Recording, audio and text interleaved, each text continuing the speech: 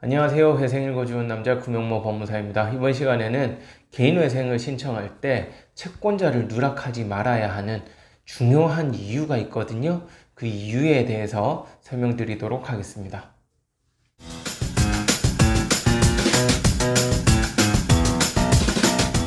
개인회생을 신청할 때 무엇보다 중요한 것은 채권자를 누락하지 않는 겁니다.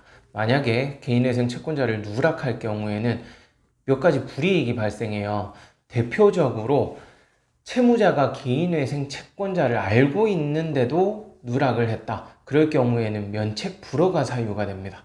채무자가 실수로라도 채권자를 누락했다. 그럴 경우에는 면책 결정은 유효하지만 그 누락시킨 채권자에 대한 채무는 면책이 안 돼요.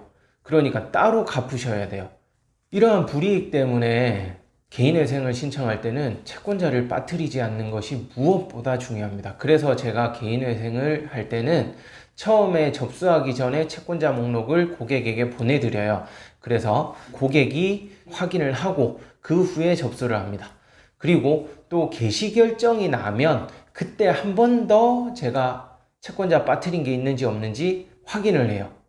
왜냐하면 개시 결정이 난 이후에도 빠뜨린 채권자가 있으면 추가를 할 수 있습니다. 다만 개시결정 이후에 추가를 하는 경우에는 불이익이 있어요. 추가하는 채권자의 채권 금액에 비례하여 변제 금액이 상향되게 돼 있어요. 따라서 개인회생 개시결정 전에 채권자를 추가하는 경우에는 변제율을 기존과 동일하게 유지하고 추가를 할 수 있지만 개인회생 개시결정 이후에는 기존의 채권자들에게 불이익이 돌아갈 수 있기 때문에 채권자를 추가하는 경우에는 변제 금액이 그만큼 상향이 될 수 있습니다. 또한 개인회생 인가결정 이후에는 채권자 추가가 안 돼요. 그렇다면 개인회생 인가결정까지 받았는데 누락된 채권자를 발견했다. 그럴 경우에는 어떻게 해야 되느냐? 안타깝지만 개인회생을 재신청하는 수밖에 없습니다. 아니면은 그 누락된 채권자에 대한 채무는 별도로 변제를 하는 수밖에 없습니다. 그렇다면 오래전에 채무가 발생한 경우에는 기억이 안 나는 경우도 있죠. 이럴 때는 어떻게 채권자를 확인하느냐? 신용조회를 하는 것 외에는 특별한 방법이 있지는 않아요.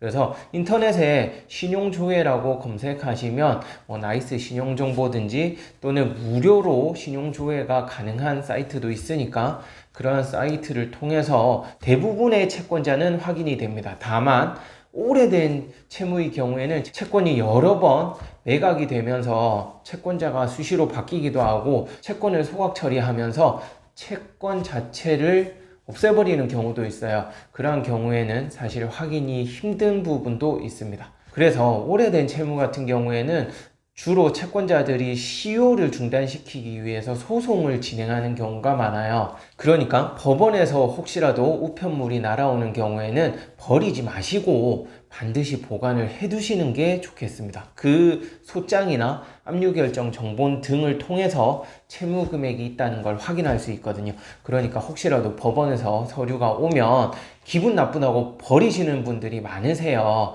버리지 마시고 꼭 보관을 해두세요. 그래야 개인회생을 할 때 오래된 채무를 확인할 수 있는 자료로 사용할 수 있습니다.